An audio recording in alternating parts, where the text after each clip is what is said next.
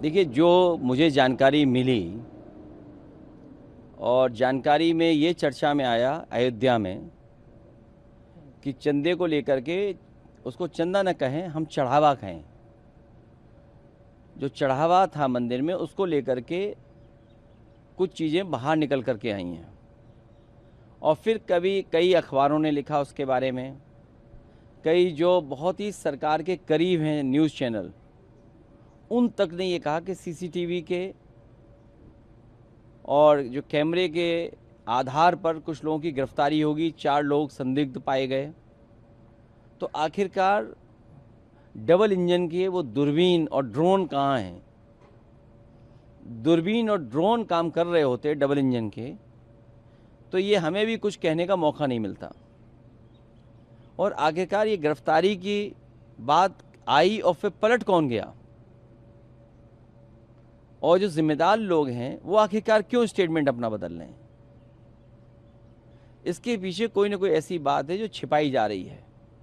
कौन लोग हैं जो दबाव बना रहे लखनऊ से कि ये खबर न छपे, ये स्टोरी न चले?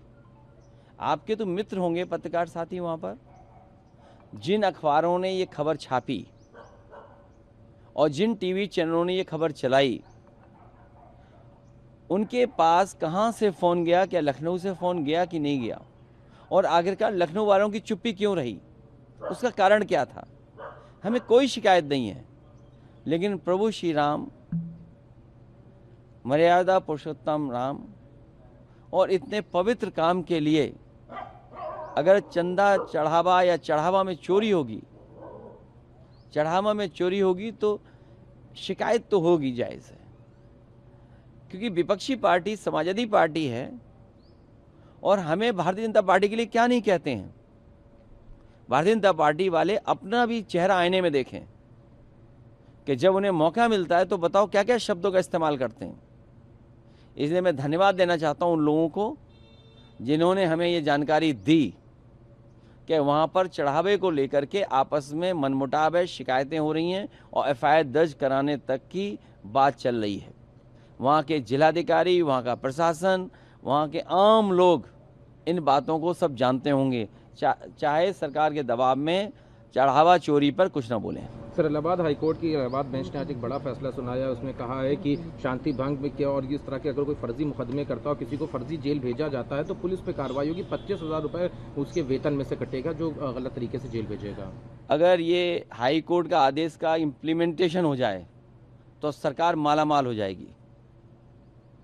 सरकार के हाई कोर्ट के फैसले का अगर पालन करेगी तो सरकार का खजाना मालामाल हो जाएगा, क्योंकि पूरी सरकार फर्जी मुकदमा दर्ज कराने में, फर्जी फंसाने में, फर्जी बोलने में, फर्जी आंकड़े दिखाने में, फर्जी आंकड़े तैयार कराने में, इसी में चल रही है। अगर ये हाई कोर्ट का आदेश इम्प्लीमेंट हो जाएगा तो सरकार का खजाना अपने आप भर जाएगा। सर, मुख्यमंत्री ने आज अपने अभिभाषण में लैंड जिहाद और लव जिहाद की बात करी और कहा कितना ज़रूरी है हमें इसको रोकना, अपनी सभ्यता को बचाना, तमाम इस तरह का आज उन्होंने लखनऊ में अपने बयान में जिक्र किया। हमारे मुख्यमंत्री जी भी अजीब हैं। लव से प्यार नहीं, उन्हें लैंड से प्यार है। आप गोरखपुर में पता कर लो सबसे ज़्यादा रजिस्ट्रियाँ किसकी हुई हैं। तो उन्हें तो ये बात नहीं कहनी चाहिए। और फिर धार्मिक कार्यक्रमों में हमारा जो धर्म है, जो सनातन धर्म है, सनातन धर्म हमें जोड़ता है। सनातन धर्म हमें प्रेम का रास्ता दिखाता है। सनातन धर्म हमारा एक दूसरे को, भाईचारे को बढ़ावा देता है। सनातन में सबसे बड़ी बंधुत्व है। इसीलिए मैंने कहा कि बंधु राष्ट्र बने, और सनातन सत्य का रास्ता है। तो जो सरकार के मुखिया हैं वो सत्य का रास्ता नहीं अपनाते, उनके पास सत्य का रास्ता नहीं है। सर, प्रधानमंत्री मोदी के 10-12 साल पूरे हो रहे हैं। नेहरू के बाद अब तक सबसे लॉन्गेस्ट सर्विंग प्राइम मिनिस्टर का खिताब प्रधानमंत्री मोदी को मिल रहा है। खिताब तो उन्हें बहुत मिलेंगे। अगर मेरे साथ अभी पेट्रोल पंप पे चलो आप, तो शायद आज़ादी के बाद इतना महंगा डीजल पेट्रोल कभी नहीं बिका होगा। और लोगों ने आपदा में आविष्कार किया है कि सिलेंडर को चूल्हा बना लिया। ये भी शायद आज़ादी के बाद पहली बार हुआ होगा। और जिस रसोई गैस के सिलेंडर का इतना प्रचार किया गया, सुना है सरकार वो भरवा ही नहीं पा रही है। और अगर इथेनॉल न मिलाया जाए, डीजल पेट्रोल में इथेनॉल न मिलाया जाए तो जाने कितनी कीमत होगी पेट्रोल की। और पेट्रोल आज भी अगर हम पंप पे चलें तो अगर हम ईमानदारी से प्योर शुद्ध प्योरिटी का पेट्रोल अगर चाहेंगे तो 150 रुपये से ऊपर मिलेगा। अगर आप कहो तो हम किसी पंप पे चलें अभी जिसमें प्योर पेट्रोल मिलता हो, कहो तो हम चलें अभी आप। और शायद ये 12 साल की उपलब्धि होगी। सबसे क्लोजेस्ट बताओ पेट्रोल पंप कौन सा है, हम चल रहे हैं, आप भी चलो। यहाँ मिलेगा जियामा बोले नहीं जियामा दूर हो जाएगा, कैंट में चलिए। केरोसिन खुली है क्या? नहीं, उसमें पेट्रोल मिलता है प्योर वाला। आप कीमत देखिए ना। नहीं प्योर वाला विदाउट मिलावट इथेनॉल की। हाँ विदाउट मिलावट कितने का मिल रहा है बताओ आप। तो ये देखिए कितनी बड़ी उपलब्धि है कि 12 साल की उपलब्धि है कि सबसे महंगा पेट्रोल भारत को मिल रहा है। और सच्चाई तो ये है कि हमारी विदेश नीति फेल हुई है। विदेश नीति अगर हमारी अच्छी होती तो शायद आम जनता को इतना महंगा डीजल पेट्रोल नहीं खरीदना पड़ता, इतनी गैस की किल्लत नहीं होती। और देखिए आप, नौकरी नहीं, रोज़गार नहीं, इन्वेस्टमेंट नहीं। और क्या सरकार करती है? जब सरकार कमज़ोर दिखने लगती है तो कम्युनल रास्ता अपनाती है। पिछले 10 दिन के स्टेटमेंट अगर मुख्यमंत्री के आप पढ़ें और उनको लिख करके देखें तो आप समझ में आएगा कि कितनी कम्युनल भाषा बोल रहे हैं। और सुना है कोई मंत्री हटाए गए हैं,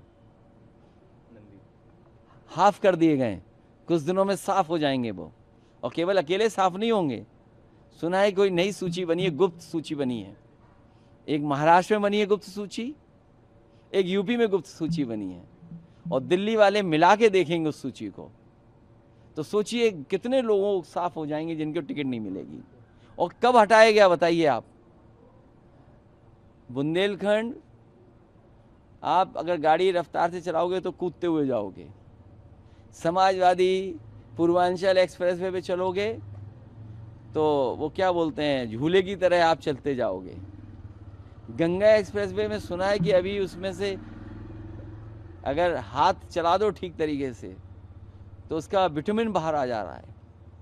तो उसके बाद जब सब कुछ कर लिया उन्होंने, सब कुछ अपना इकट्ठा कर लिया, उसके बाद मंत्री जी हटाए गए। बताइए आप, सुना है वो कुछ प्रयागराज में कोई बड़ी नई चीज़ बना रहे हैं, सुना है कोई नई चीज़ बन रही है वहाँ जो प्रयागराज के लोग कह रहे हैं। तो अब सरकार को चुनाव में जाना है, उन्हें अभी हाफ किया है, इनके साथ साथ बहुत लोग साफ होंगे जिनकी टिकट ही साफ हो जाएगी। एक आखिरी सवाल, एक पॉलिटिकल सवाल है। चुनाव की आपने जिक्र किया, 2027 चुनाव आ रहा है, आप गठबंधन में, उस पर तमाम चर्चा रोज़ अखबार में कुछ निकल रहा है कि सीटों का इक्वेशन ये रहेगा। इन सब के बीच क्या कुछ हम लोगों को जानकारी मिल सकती? देखिए आप सब यूपी में रहते हो, यूपी के बाहर की भी जानकारी, लेकिन यूपी की बहुत ठोस जानकारी आपको रहती है।